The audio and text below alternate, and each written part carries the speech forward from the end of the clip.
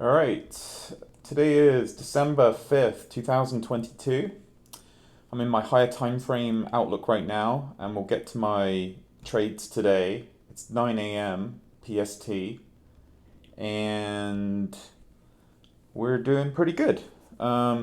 So last week I was talking about splitting up my 1 hour higher time frame look, so I've got a buy side and a sell side because I noticed I was sort of in a um, like a confusing state really with all my drawings on. It was just too much really for my tiny little brain, right, to handle, which is hysterical. But nonetheless, I was able to split the screen up like this. And so this is what I'm using right now. It's just my higher time frame look, and then I've got a lower time frame look. The lower time frame is just on the 1 minute at the moment, and the higher time frame is just on the hour. So I've kind of gotten away from my 5 minute and 15 minute kind of setup altogether. I am looking to introduce that back because I do like to look at the 5 minute a lot, especially for lower time frame. Like from a 1 hour, the 5 minute gives me a good look at like some primaries and stuff like that. So definitely want to get that back, but not needed right now. So so I wake up today and let's look at this on the buy side of things.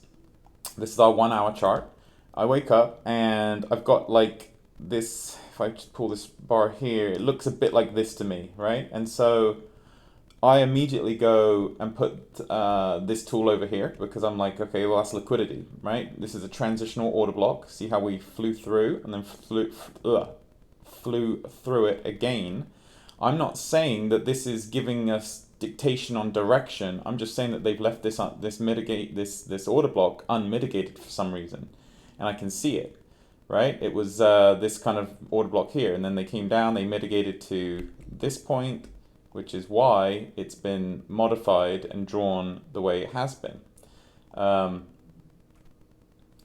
Price also came up to the top here.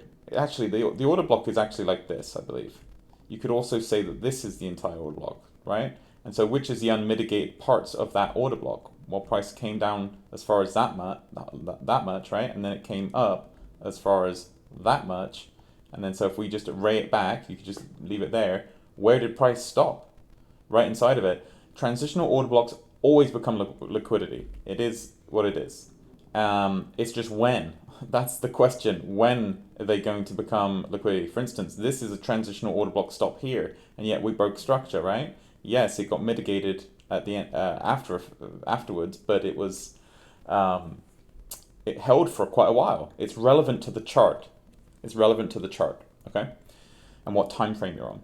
So anyway, what I want to talk about first before we go and dive into my trades is this, the strong mitigation. So if you look at my previous videos from the last couple of days, you'll see that we had, where was it? It would have been these highs right here. So I had these drawn out over here, and I annotated my chart saying that these are weak mitigations, weak mitigations. So what's making this a strong mitigation?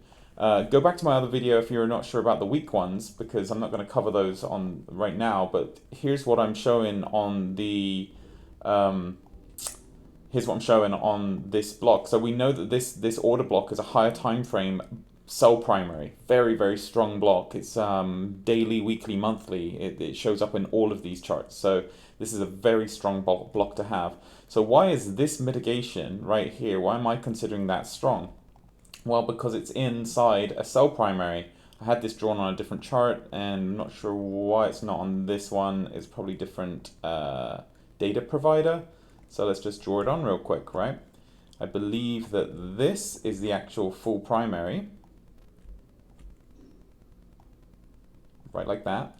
And so let's see if we can see it. Here it is. We've got the range right here. Range, initiation, break of structure. Remember, this is hourly charts. We don't need the break of structure down here whatsoever. We just need some sort of structure. And look at this. This is the high as well. So this was like stacking. So this is a really interesting place to put this range in. It's really good. So range, initiation, break of structure puts hardcore liquidity. This is the range that took that liquidity.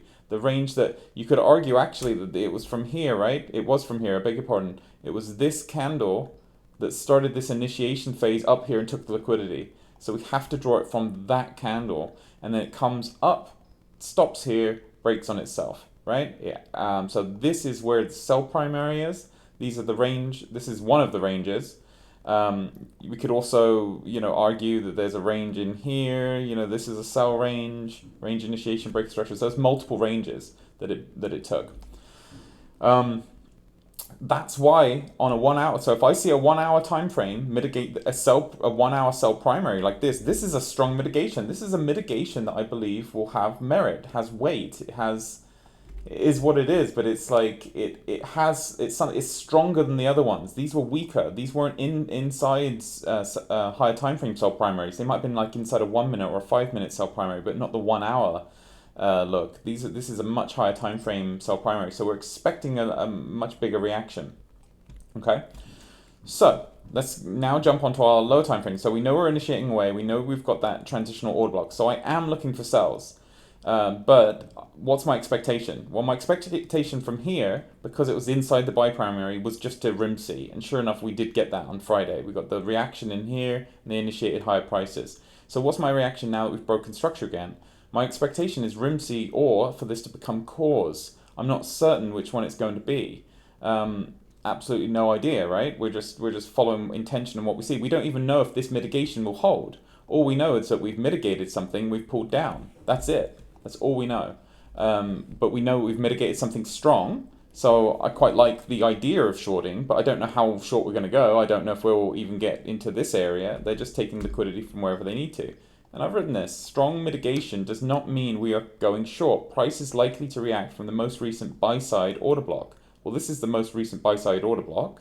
And so we're reacting from it, right? So we're reacting from a transitional, and then likelihood this inside bar will get the reaction because there's IPA right in here. So there's a target, right? Here's inefficient price action. So it's likely that they're going to want to fill that. So that's what I'm seeing. So yes, I'm looking for buys, potentially from anywhere inside of this box, again, because this is a buy primary, high time frame buy primary. But we're going to see how things react. So do we form a lower time frame buy primary now that we've sort of taken liquidity? Here was liquidity, we've dipped into liquidity, we've kind of come into that transitional order block. So we're kind of thinking like now, well, where are we going to sort of start to see a bounce from, a reaction from? I believe that the inside bar is probably the best place to start looking for reactions from, but it could be the open of this order block here. We're not too certain, so we're going to have to sort of let price play out for us. My bias right this very second is that we're just going to short at least until we fill out that IPA, the inefficient price action, and at least until we get to this inside bar. So I'm short, right? And so on my lower time frame, you'll see I'm actually in a short as well. So I took 3 trades today, and we'll cover them. This one's live still, come quite close to my take profit, and I'm looking for it to initiate again downwards. We've created a transitional something in here. There's definitely something that needs to be mitigated in here. We can actually take a quick look at that if we can see anything. Let's just have a little look. So we kind of initiated really to like this area, right? So this box shows me what's sort of unmitigated, so to speak. We can see actually, I would say that is actually all unmitigated down here. And so we can adjust this even lower. So we could argue that this box here, this gray box here, I'm going to turn purple, is now my transitional, and that anything in here could do with a mitigation, right? Doesn't matter if we're going to get it now. We don't know if we're going to get it now. We might get it later, but it is a transitional. So let's look at actually what it was. And as we can see, there's not really much going on over here. Just a small sort of range. So not really worth any more time spent in there. But if we keep going back, and this is the kind of stuff I think we have to do as traders. We are investigators.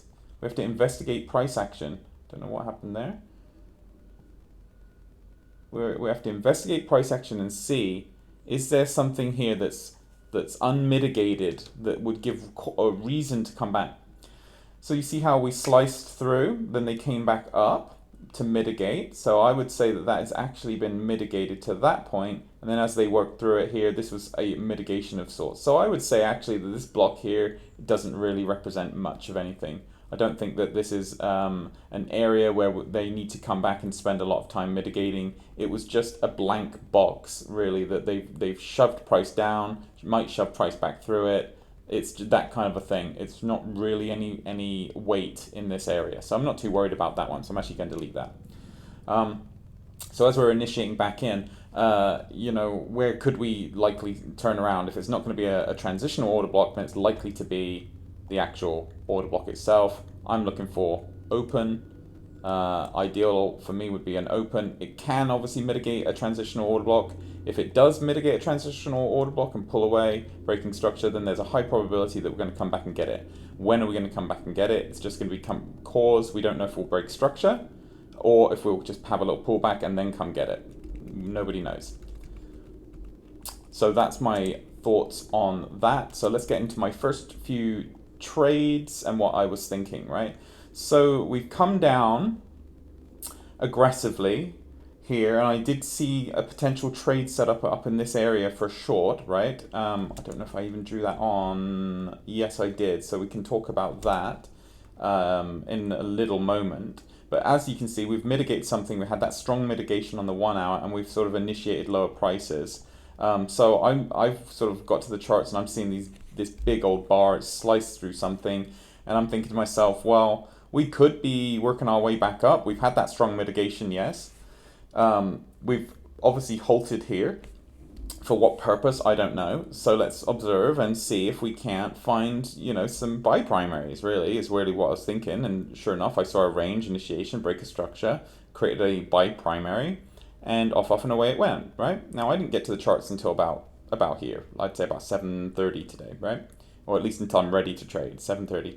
So I've seen this buy primary, not form live, but I can identify it, and then I've seen this range, initiation, break a structure, create and cause. This was the range that came in, took that liquidity, right? And so as I'm seeing this happen, I'm like, well, you're bouncing into a buy primary and you're initiating prices away. I just want to enter underneath liquidity, right? And so if I can get an entry while it's still forming, then that's sort of gold for me. So this is where I was looking for my limit. And I wanted to get just up here because this is the order block from over here. Okay, so the actual order block went like this, sell to buy, and it got immediately mitigated down to that bar there. Then it got mitigated to this point. And so I was interested in leaving this, thinking, well, this is where price is going to come back to. So you can see I adjusted my take profit to 7.17 risk reward with a, was it 2 pip? Oh, this was a 3 pip. So I was looking for a 3 pip 7R, right? And the reason I only wanted here is because I was expecting with that strong mitigation that we would come into a transitional order block and reject away. That was my full expectation. And actually we did have that. Now if you look back here, now this is slice up, slice down. Not interested in this. If we look on a 1 minute, it just looks like there's nothing. This is wick. This doesn't matter at all. This isn't time spent. Now, if we actually drag it down to here, this box, this is where the mitigation actually stopped and where the initiations started coming in from, right? They started initiating through this area and then sliced through it. So actually this mauve colored box that I've got here should have been drawn like this. And that's my hindsight, because there was a trading opportunity up back here that I missed because I didn't know that. I didn't have this drawn like this. So I wasn't really looking for the turnaround just yet. Like I said, I was looking for it there, once it hit purple into this area here, or mauve, whatever you're calling it. So that trade I didn't get, but this trade I did get, right? So I'm seeing, let's go down to the 15 seconds now, right? So I'm seeing transition, buy primary, and then we get into this area and we create a new buy primary. I believe this was quite hard to spot. There it was. Here's the candle. Range, initiation, break of structure, right? And so I was expecting this to become the liquidity and then this to come down and go like this, right? Now, why is this the primary? So let me talk about that too, because there it is. It's very low a time frame, but on this whole move, if you analyze from here to here, from this whole move, this is the only biprimary that I could find. And so here's the inside bar, the inside bar, the initiation, breaking of structure, right? Notice it came back, right? So notice it's like here's the structure, and it pulled away from that, held for a moment, then broke, then came back and took liquidity from underneath that range. So it's a very, very low time frame, 15 seconds, but it's nonetheless, it is what it is. Boom, biprimary. So all day long, I'm thinking to myself, well, that's the only biprimary on this whole leg up, and it's also in a really good place. Like, look how it's connected to this, right? This biprimary formed at the connection of the high here. So I'm thinking this is a good place to go long from. And so I get my entry. I see I didn't take it risk. I mean it's obviously a risk, but I watched price come in and I wanted price to halt, and I saw price halt. And then I think I went to the 5 seconds, and that was where are you? So on the 5 seconds, right? This is where I saw that big bounce away, and I'm thinking, well, here's the order block. Here's the bulk of the orders. I just want to get involved there. So I put my order in, boom, got it, break a structure, break even, comes back, tags me out. No big deal. Like I said, you can see the profit I was going for was small anyway. I was only going for 4R because I only believed that we were going to come up to a transitional and then reject away. So almost got it, didn't get it in this instance, doesn't really matter. And so now we can flick over to my sell side of things, so we can start to see what's really going on. So I think I've been tagged out of this trade now. Actually, let's have a little look. No, I'm still in, but we'll see. It doesn't look good for me, does it? Came down to 9 something R, 9.25 I think it was, and then we've just moved away. It sucks for me, but following intention, I'm real happy with that.